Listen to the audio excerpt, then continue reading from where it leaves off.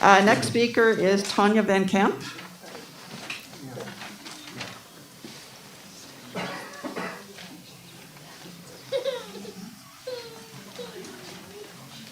Thank you.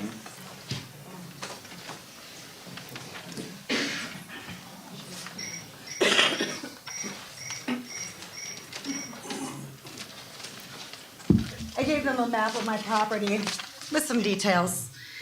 You guys asked for specifics last week, so here it is. Under Article 4 of the Schedule of Uses, there are a number of things that are categorized as prohibited except as home occupation.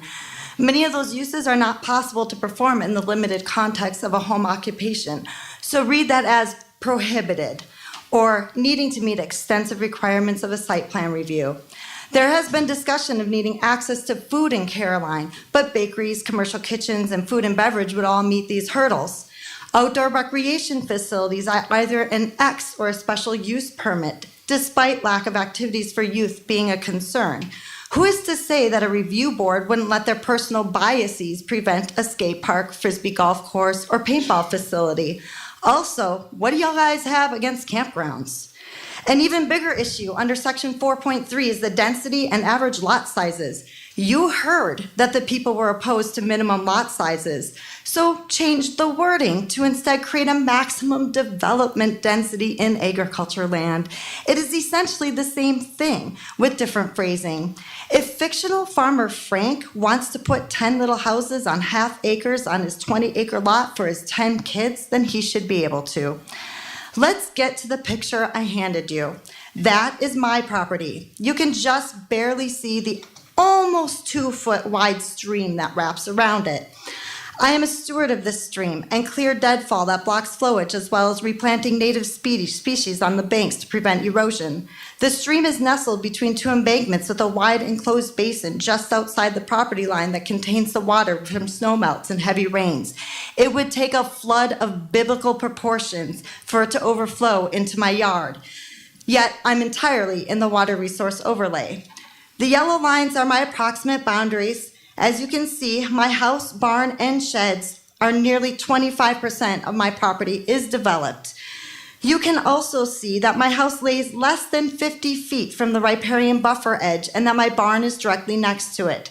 Between the percentage of developed land and the proximity to the riparian buffer and being entirely in the resource overlay, can you honestly tell me that if I were to build a small addition to my house marked on that picture for you, I wouldn't be met with a ton of bureaucracy and fees only to fruitlessly appeal for a variance that I will never get, just like my friend Karina Farbman experienced in Danby. Additionally, why should my neighbors not be allowed to have what I already have? My barn, my sheds, nearly 25, possibly more percent development.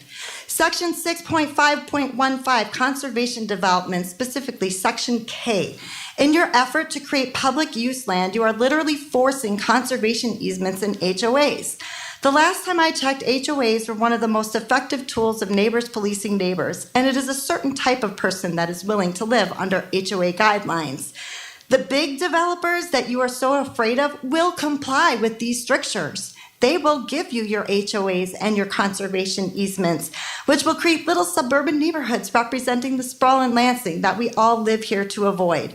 It does nothing to stop them from coming in, but will attract a much different type of resident. HOAs are the last thing we need in Caroline. There's so much more that I've highlighted in the draft that I actually read this week, but not enough time to cover my speaking time.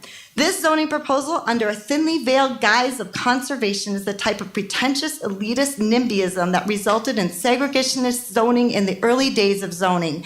Except that in Caroline, it will disproportionately impact low-income people and the farmers that it purports to protect. This proposal doesn't do anything that the DEC, Tompkins County, and state building codes don't already do. It is predicated upon fears of hypotheticals that would most likely never transpire in a township with no city water and sewer. It is a transport proposal at forcing created public use on lands that are currently private. Thank you, Ms. Van Camp. And at Emily's Adams' suggestion, I created cliff notes that I'm going to provide you with as well. Thank you very much. Your time's up.